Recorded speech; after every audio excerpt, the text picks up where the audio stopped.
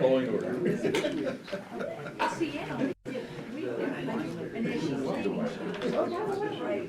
Here, I can send these things in, and that's what I show to them. And then I gotta know. Yeah. Okay. Yep. Yeah. And today's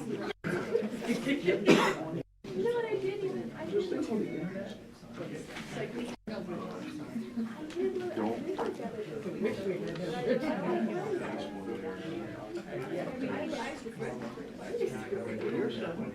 Picks it up. Hey, they're getting back. Thank you. We can show you that way to go.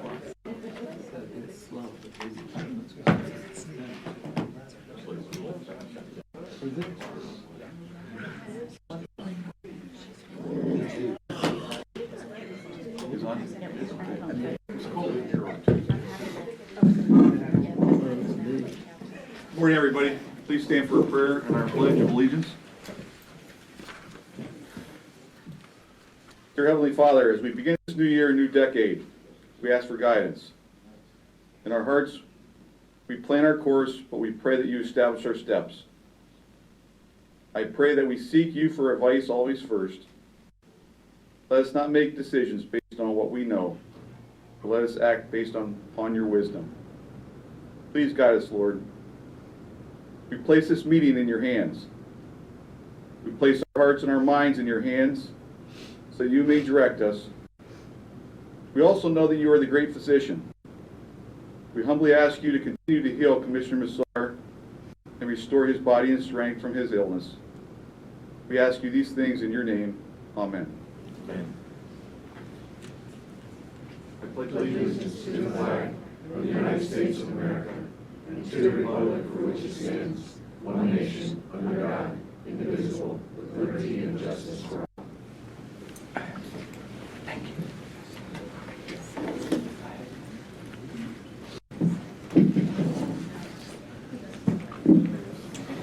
This time we'll convene the Commissioners' meeting. Ask for approval of the minutes of the previous meeting. I'll move to approve. I'll second. All in favor, say aye. Aye. So carried. This time, any public comment on agenda items only?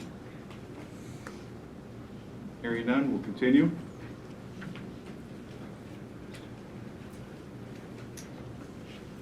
Ali? We have no employee service awards today, so we'll go to 3.0, TDA Actions, 3.1, Roxanne Greco. Approved update to the TDA report effective January 1, 2020.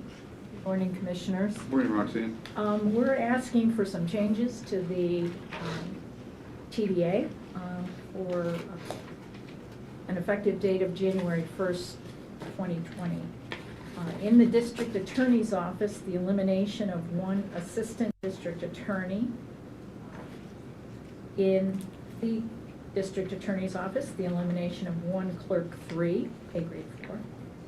In the District Attorney's Office, the elimination of one part-time Clerk 1, pay grade 2. In the District Attorney's Office, the addition of 2 part-time Assistant County Detectives. In the District Attorney's Office, changing first Assistant Deputy District Attorney from pay grade 13 to pay grade 14. In the District Attorney's Office, changing the Administrative Specialist pay grade 5-6 to an Office Administrator pay grade 5-6. In the District Attorney's Office, changing a Clerk 3 pay grade 4 to a Trial Clerk Manager pay grade 6-7. In the District Attorney's Office, changing a Paralegal pay grade 6-7 to a Fiscal Manager pay grade 8-9. In the District Attorney's Office, changing a Clerk 3 pay grade 4 to a Paralegal 6-7. In the Controller's Office, changing the temporary Second Deputy General Accountant pay grade 8-9 to a Second Deputy General Accountant pay grade 8-9. And finally, in the prison, changing a Correctional Officer Female Relief / Cook to a Correctional Officer Relief Cook. Okay. Mr. Gardner was here to go over the reconfiguration of the DA's office. I want to compliment him for his approach. He's able to eliminate a full-time DA and a clerk position, which is helping the county out. We believe that his approach to this is the right way to reconstruct an office, and we want to compliment him on that and look forward to him taking over the DA's office and working with him. Motion to accept the actions, personnel, TDA actions. I'll move to approve. I'll second. All in favor, say aye. Aye. Aye. So carried. Moving on to personnel actions. In the Commissioner's office, Scott L. Metzger is a full-time replacement commissioner, pay grade elected, salary $75,260.43 annually, effective January 1, 2020. In the District Attorney's office, Ryan C. Gardner is a full-time replacement district attorney, pay grade elected, salary $185,665,000, effective January 1, 2020. In the Prothonotary office, Thomas D. Heap, full-time replacement prothonotary, pay grade elected, a salary of $70,541.09 annually, effective January 1, 2020. In the Register and Recorder's office, Dave Huffman as a full-time replacement register and recorder, pay grade elected, salary of $70,541.09 annually, effective January 1, 2020. In the Treasurer's office, Cindy S. Newcomer as a full-time replacement treasurer, pay grade elected, salary of $68,491.09 annually, effective January 1, 2020. In the Commissioner's office, Catherine D. Redden, full-time replacement executive secretary, pay grade 5, salary of $29,679.54 annually, effective February 18, 2020. In the Prothonotary's office, Holly L. Thomas is a full-time replacement data entry operator legal, pay grade 4, $20.37 per hour, effective January 12, 2020. In the Department of Public Safety Communications, Brenton J. Flieger, full-time reclassification to fully qualified status, pay grade 7, $18.08 an hour, effective January 12, 2020. At pre-release, Hunter Lomison, full-time replacement resident supervisor, pay grade 5, $15.22 per hour, effective January 12, 2020. At pre-release, Cody Schaefer, part-time replacement resident supervisor, pay grade 5, $14.14 per hour, not to exceed 1,000 hours annually, effective January 12, 2020. In the District Attorney's office, Martin L. Wade, for full-time first assistant deputy DA, pay grade 14, salary of $93,347.13 annually, effective January 12, 2020. In the District Attorney's office, K. Michael Sullivan, as a full-time replacement assistant district attorney, pay grade ADA, with a salary of $53,282.64 annually, effective January 13, 2020. In the District Attorney's office, Chief County Detective, full-time replacement, pay grade CD, with a salary of $69,234.33 annually, effective January 12, 2020. In the District Attorney's office, Assistant County Detective, full-time AD, $28.86 per hour, effective January 12, 2020. District Attorney's office, Assistant County Detective, full-time replacement, pay grade AD, $26.75 per hour, effective January 12, 2020.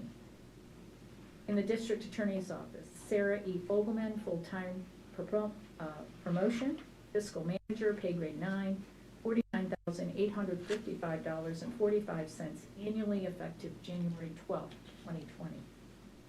In the District Attorney's office, Melissa L. Bell, full-time promotion, trial clerk manager, pay grade 7, $18.46 per hour, effective January 12, 2020. In the District Attorney's Office, Jill L. Schreiner as a full-time promotion, paralegal, pay grade 7, $20.83 per hour, effective January 12, 2020. In the District Attorney's Office, Abigail Inns, full-time paralegal, pay grade 7, $21.55 per hour, change in rate only. And this is effective January 12, 2020. Finally, in the District Attorney's Office, Lisa D. DeMassimo, full-time replacement promotion, office administrator, pay grade 6, $17.48 per hour, effective January 12th. Ms. Greco, I just want to note, the elected official salaries are set by statute, correct? Correct. In particular, district attorneys is set by the state Correct. statute. Okay. And paid by the state. I think the DA is paid by There's a us. reimbursement, There's a For portion. part of it. The judge, but it's not. yeah, it's not 100. But the salary is set by the Correct. state at 1,000 less than what the judge. And this is establishing them on a payroll. Yeah. Motion to accept the action items. I'll move to accept. I'll second that motion. All in favor, say aye. Aye. So carried. Let me make one other comment. Yeah. You know, the folks here in the DA's office have a huge responsibility. I mean, for example, Martin Wade is responsible for, probably has 5 or 6 murder trials going on simultaneously, which it's difficult to run one murder trial, but to run multiple trials at the same time, a tremendous amount of responsibility and liability for the county to make sure that they're done properly. So I just want to sort of put that comment out there. And he does a great job at it. And moving on to the next item, Commissioners, we're just asking you to approve the HR activity for the month of December 2019. Motion to, I'll move to approve. I'll second. all in favor, say aye. Aye. So carried, thank you. Going to recess the Commissioners' public meeting at this time and convene the salary board. Commissioners, we're asking you to approve these changes that were made to the TDA to the salary boards, or the salary schedule, and they are all effective January 1, 2020. That would be the elimination of one assistant district attorney position in the district attorney's office. In the district attorney's office, the elimination of one clerk 3, pay grade 4. In the district attorney's office, the elimination of one part-time clerk 1, pay grade 2. In the district attorney's office, the addition of 2 part-time assistant county detectives. These are union positions.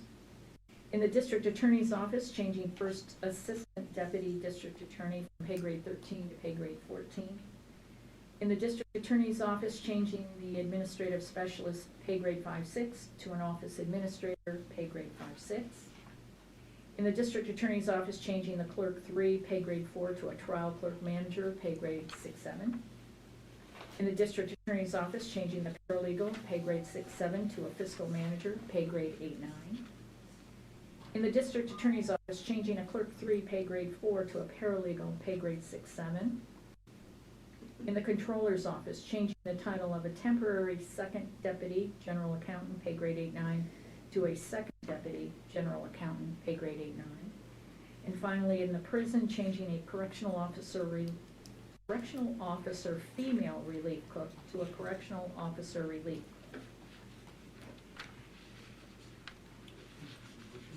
I'll make a motion. Second? I'll second. All in favor, say aye. Aye. Okay, thank you.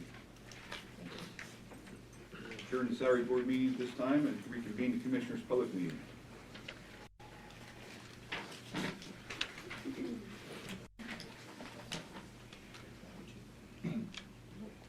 Six point zero, reports and information items.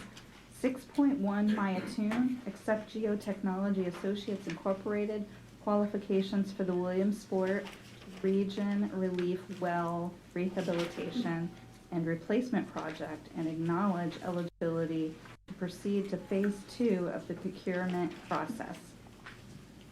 What she said. Thanks, Maya.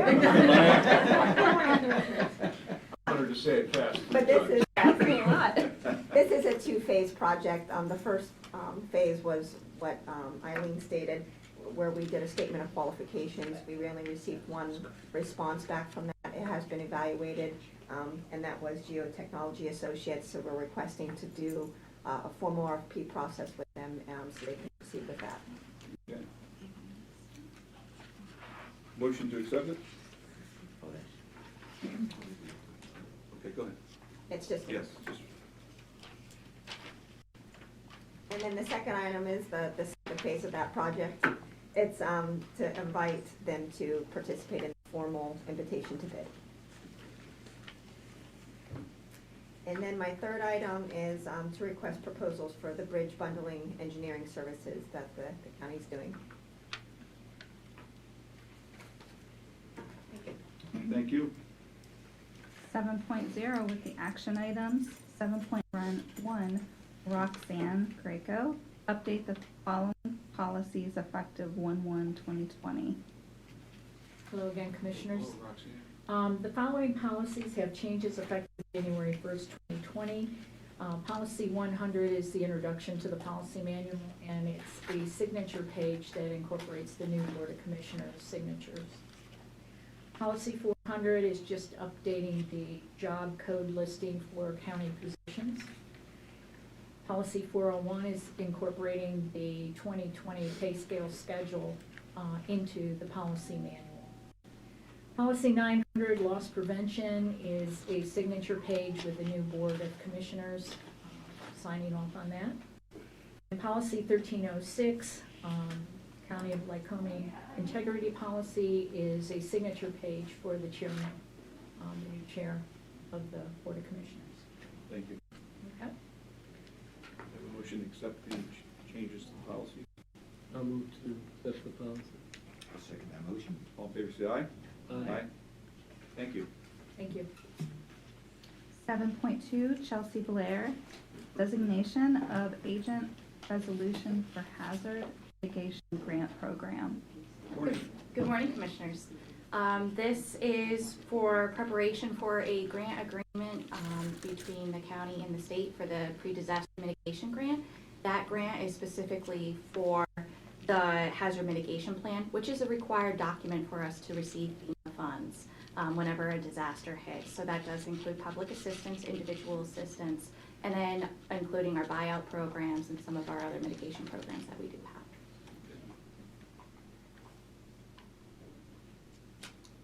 Motion? I'll move to approve the designation of agent. All in favor, say aye. Aye. Thank you. And then 7.3, Chelsea Blair, grant award, a pre-disaster mitigation grant in the amount of $60,000. So then this is the actual awarding of the PDM grant, specifically what I just talked about. It is a grant award of $60,000 with a 15% match requirement. And so that will actually be subsidized with staff time to produce the hazard mitigation plan. Motion to accept the grant. I'll move to accept the grant. All in favor, say aye. Thank you. Thank you. 7.4, Maya Toon, contracts under $10,000 for the month of December. Morning again, Commissioners. For the month of December, there were 7 contracts that were approved by the Director of Administration, which fell below $10,000. Motion to accept the contracts. I'll move to accept the contracts under 10,000. I'll second. All in favor, say aye. Aye. Aye. So carried. Thank you. Now we have Maya Toon again at 7.5, Second Amendment with Paul Albert Architect LLC for the redesign of the exterior front entrance county prison. Commissioners, you had a question on Tuesday, I believe Commissioner Rosser, with regards to how much we have spent thus far with Mr. Alberts. To date, we only spent with them in 2018 was the when we initially requested his services for the design. So in total, we've only spent $6,010. No further services have been utilized with him. This contract is simply just to extend the term with him and to acknowledge his new rate increase should we have a need to utilize him. He is under the understanding that we are going to be reducing that project by $100,000, but once we come up with a design, we may need to use his expertise from an engineering perspective. So that's kind of why we're extending his services. It's a placeholder should we need it, but there's no intention to fully utilize him to have the design process done by him. Yeah, that's one of the things that I wanted to clarify. I think we may have been under the impression that that was the amount to be spent. This is an up to, is there an up to amount on this contract, or is this just the hourly rate? It's kind of just an hourly rate. Okay. Yes, yeah. All right, so it isn't, so he's been informed that we don't want to spend more than $100,000 on the construction of the project. His job is to come up with a way to do that. Based That'll- off of our budget. Right, okay, and he's changed, his rate has gone up slightly. Correct. When he first Okay. came and gave us a proposal, for your knowledge, Mr. Metzger, the budget came in at $450,000. Obviously, we're like, that's not gonna be something that's feasible for the county to pursue. So, that's what the initial drawings were based off, and that's $6,010. Nothing further, since there's been discussion and there was concern about the project budget when it came in, nothing further has been done with him other than we are trying to internally figure out what we want to have done to meet the $100,000 budget. Once we have that plan, then we may go back to Mr. Alberts and say, is this a plan that would work, or do you see any problems?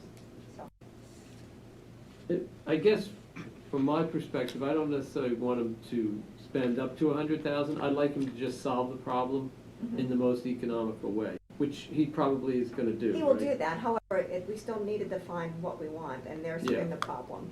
Okay. Motion to accept the Second Amendment with Paul Albert, architect. I'll move to approve. Second? All in favor, say aye. Aye. Okay, so carried. 7.6, Mayatune License and Maintenance Agreement with Corrections Development Incorporated for the District Attorney's Office. This is an agreement on behalf of the District Attorney's Office for them to enter into a maintenance agreement with Corrections Development. CDI, or Corrections Development Incorporated, they provide the software needed for their prosecutor management system software. So they created that software, so this is just a buffer if they have any issues with that software for them to contact them directly for support. Motion to approve the license maintenance agreement. So moved. I'll second. All in favor, say aye. Aye. So carried, thank you. Thank you. 7.7, Mark Davidson, Certification of Funds for the 2020 Farmland Preservation Program in the amount of $56,150. Morning, Mark. Good morning, Commissioners. We're seeking approval for the 2020 certification of county funding for the Ag Preservation Program. This $56,150 represents the county's contribution to the program. The State Preservation Board will plug this figure into their formula that they use for allocations and arrive at a total allocation for the county program for 2020. Typically, we get somewhere between 5 and 6 to 1 of those funds. So we generally have a purchase budget of approximately 250 to 300 plus or minus 300,000. That 56,150 of that amount, the 6,150 is rollback penalty tax on clean and green penalties. By law, those funds are required to be allocated to the county's program should the county have a program. And I think there's 50 counties that participate in the preservation program within the Commonwealth. Unless, if you have any questions, I'd be happy to answer. Any questions? Do you know, Mark, how many acres we've been able to preserve from? In Lycoming County? Yeah, since the initiation of the program. We are, and I can provide a summary of the statewide easements for the commissioners, but Lycoming is somewhere in the neighborhood of 84 easements, totaling over 10,150 acres thereabouts. Pretty good. it is pretty good. We've been pretty consistent. The program started about 1990, I think. 90 or 91, we purchased our first easement in the county. And it's been pretty consistent across each year since then. I was just looking at the state totals, and there's probably 12 or 13 counties or more that have more easements and acreage than we do, so we're pretty much in the middle. You know, we do a good job. Like I said, it's pretty consistent, just level effort, you know, to just allocate the funds and preserve the farmland. For some reason, I think that we used to several years ago commit about 100,000. Am I wrong on that? No, we It's have, always been about 50. I think since the inception of the program, I think it's been pretty consistently $50,000. What happened in recent years is the program has some fee schedules associated with it, and we had collected fees for certain parts of the program, you know, from the applicants, and that balance had been building. So for the last few years, we had not had a need to use county general funds to fund that allocation. We used the fees that had been acquired, or the balance that had built up in there. Right. So that may have been led to, you know, $50,000 to $100,000 question. Yeah.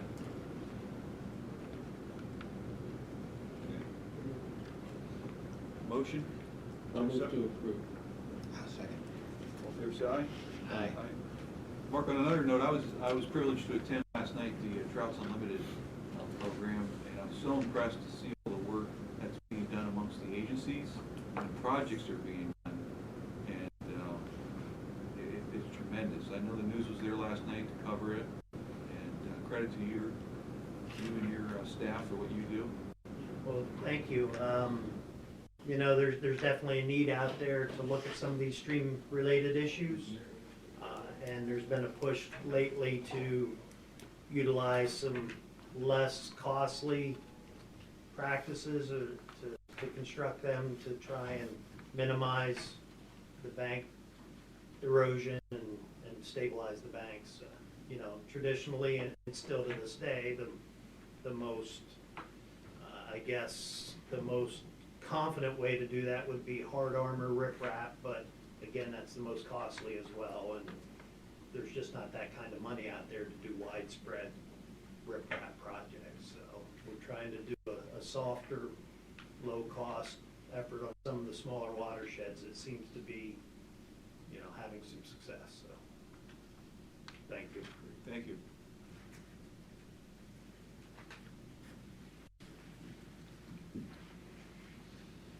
8.0, there are no Board of Assessment revisions. 1.0, for Commissioner comment. Yeah, I received a few phone calls in the past week about the new DA and cutting positions, and they're a little concerned, you know, what will this do for crime? And I can understand that, but when we looked at this plan, it won't diminish the efforts to reduce crime, but it will enhance the department's ability to dispose the backlog of cases that are currently in the system, and then, once that's corrected, redirect his department's efforts into the more serious crimes that are being committed and the drugs in this community. As we said in the past, we are more than eager to support him, and he truly believes that within 6 months he can get those backlogs down a couple hundred and really get to work. By adding those detectives,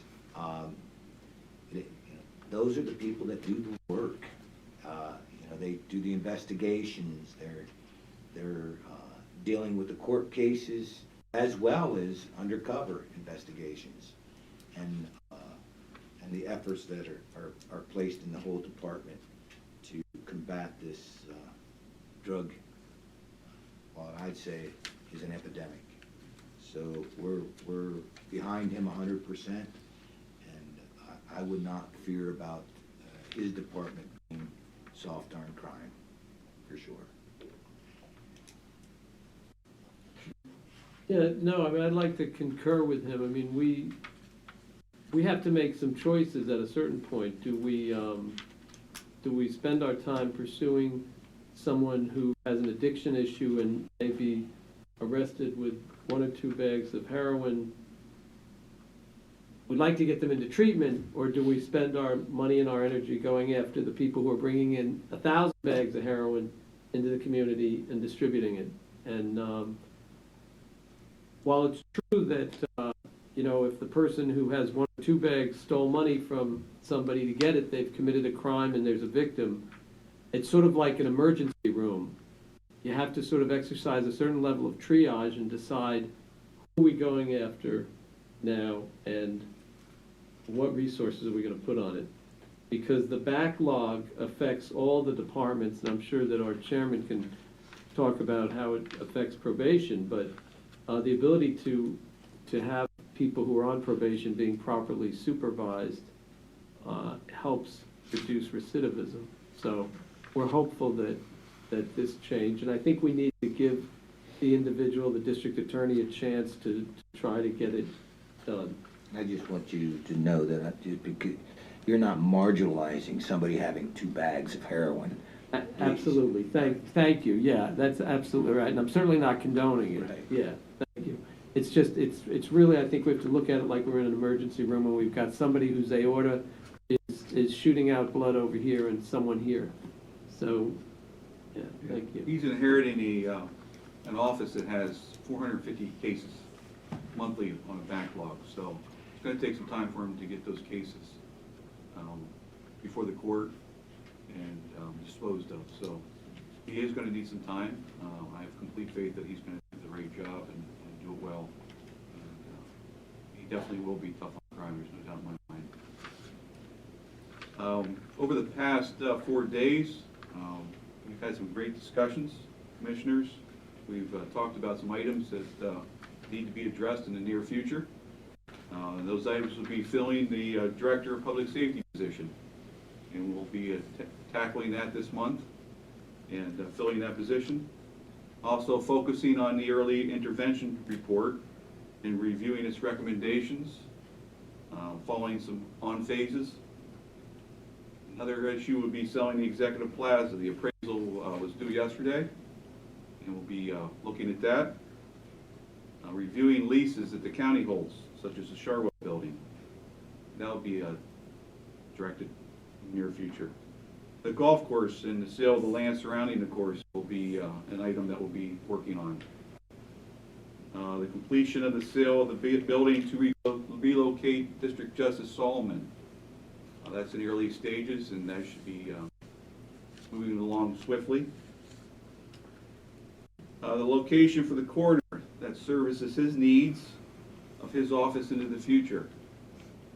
We'll be addressing that. Updating county policies, procedures, some that are nearly 20 years old. We have a plan for that. Most important will be improving communication with the commissioners, the Board of Commissioners, the public, the courts, the employees, and all our stakeholders. And then working with our chamber, small businesses, developers, entrepreneurs, and our planning department to promote economic growth. And lastly, bringing broadband to our county, to the underserved, to improve the quality of life for our residents, and to help promote economic growth. I sent out an email the first day I was here to our employees. I stated respect is something that employees should have. That pertains to everybody that contacts our office. They'll be treated with respect. It sets the foundation of trust. That's why we're in these seats. The public trust us to get things done. And that's what we're going to plan on doing in the years to come. Thank you. Now, I want to bring up something that we discussed yesterday, but it's been on my mind for a while. There are certain projects that have to be done by the county, whether it's the radio towers, things that we have taken out bonds for. And in my first 4 years, we were reducing our debt, and we still had projects that we had to do, but nonetheless, we were reducing the debt. our fund balances were also being reduced. And over the last 4 years, we've had some projects that came up that were absolutely necessary. And whether it's from the coroners, the MDJ, or the radio towers, you name it, you've read about them. It places debt on the county. And when you go out looking for a bond, you pay X amount of dollars for it. And typically the bond's going to be somewhere around 2%, 2.5%. over however many years we take it out for, but it will, in the end, start to raise, the interest rate. And so, you could take a $5 million bond, and in 15 years, you've paid 7 or 8 million. So, I'd love to get feedback from the public. And we have projects that are absolutely needed, or something that we could say, hey, we think it's good, discretionary. Would it be wise to go to the county taxpayers and say, listen, we're going to increase your taxes and put this as a line item in the budget? So if 1 mil gains us about $5.6 million. That's what it gains us. That's $100 on 100,000. And you could take that over, if it was a 5.5 million, you could take that over 2 years, raise the millage to 0.5 mils, have it paid off, and then make sure that it's in our ordinance that once it's paid off, it must come off. And then we don't have any long-term debt. We're not paying exorbitant amounts of interest. And, I think we should put it out there. I'm not saying I'm in favor of it or not, but I think it could be a viable option to reduce the county's debt. And I'm looking for your thoughts. Yeah, we might as well just throw out an example. We had discussions yesterday about broadband, and you could do a small broadband project, or you could do a more extensive one, but let's say, for example, the more extensive one costs $15 million.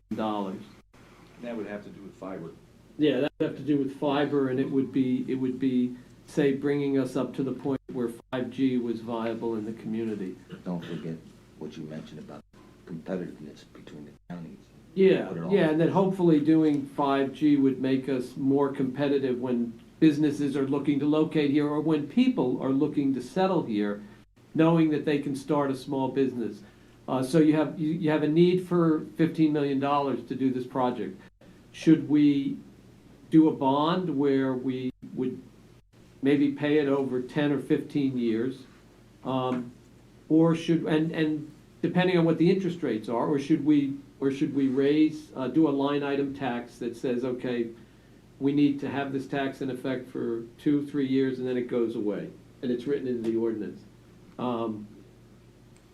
We need input from the public on what they think. There's some argument that can be made that for long-term capital improvements, they're usually better to finance with debt, or you could make an argument that to save your interest costs, which raises the overall cost of the project, just pay with the cash that the public has now.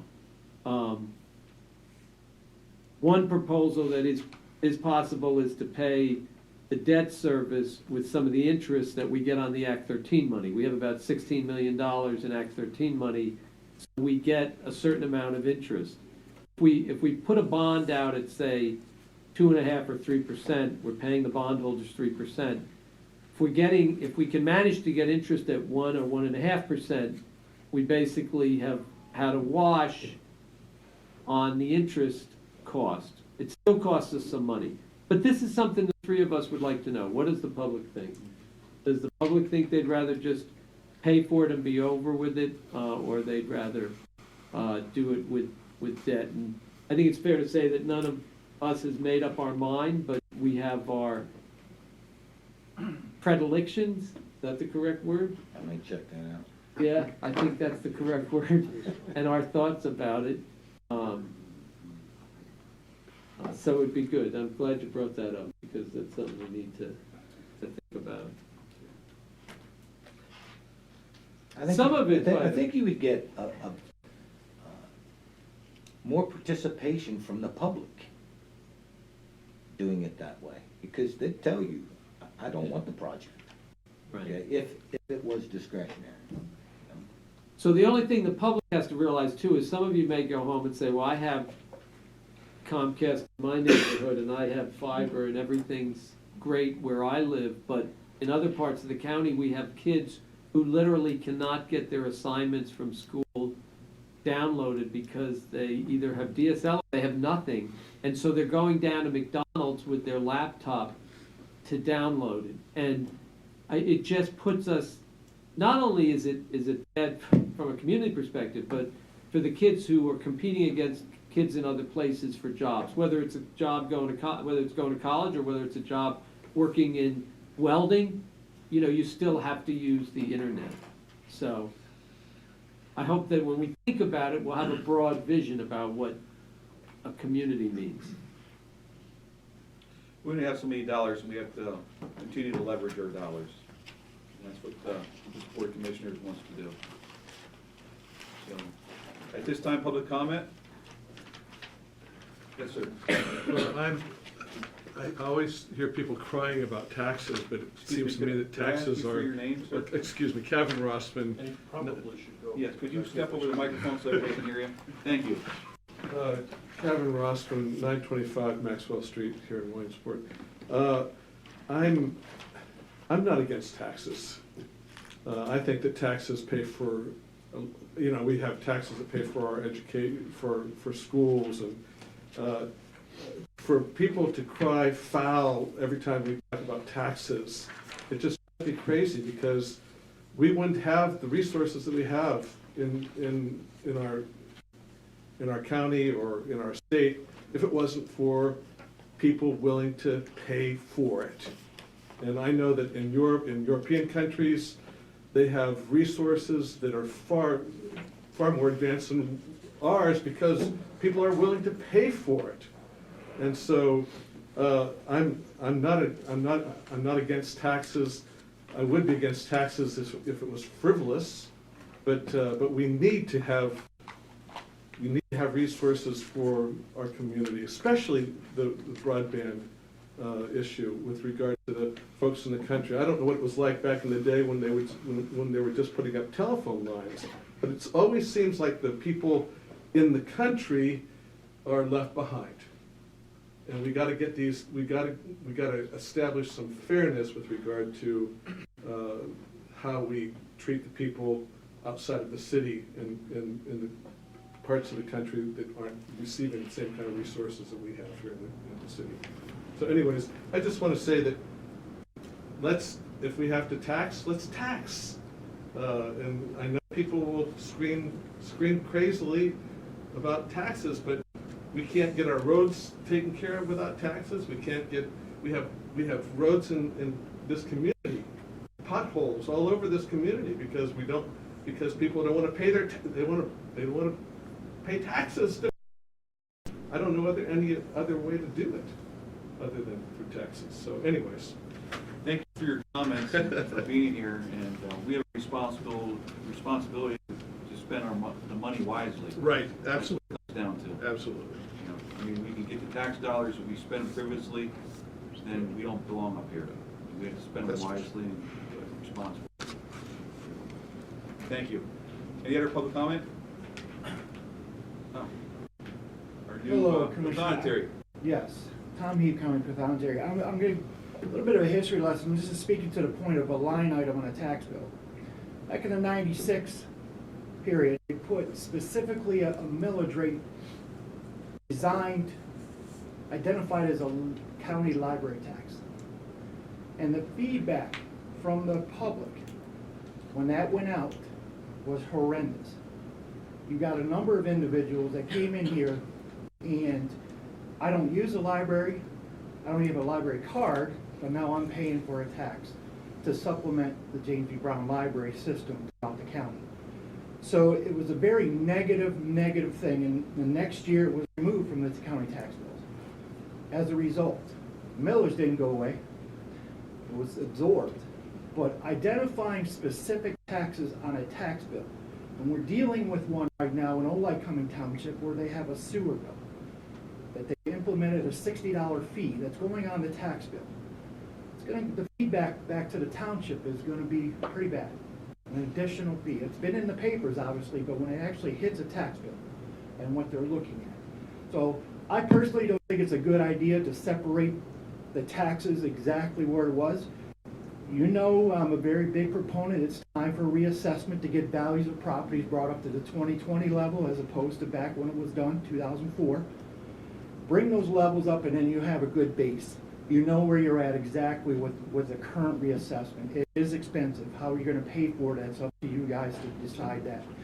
But identifying a tax specifically that this is gonna go here, this is gonna go here is not gonna be a popular thing throughout the county.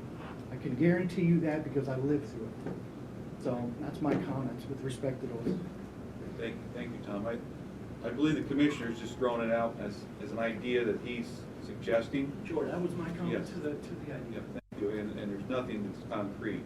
And, I know from being in business, it's always good to use somebody else's money, preferably a bank, and if you get it at a low interest rate, and you're not getting eaten by those rates.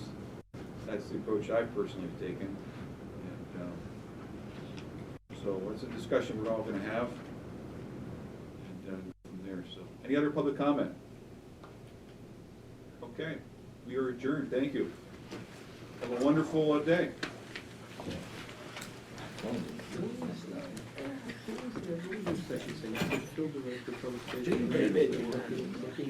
Make a comment.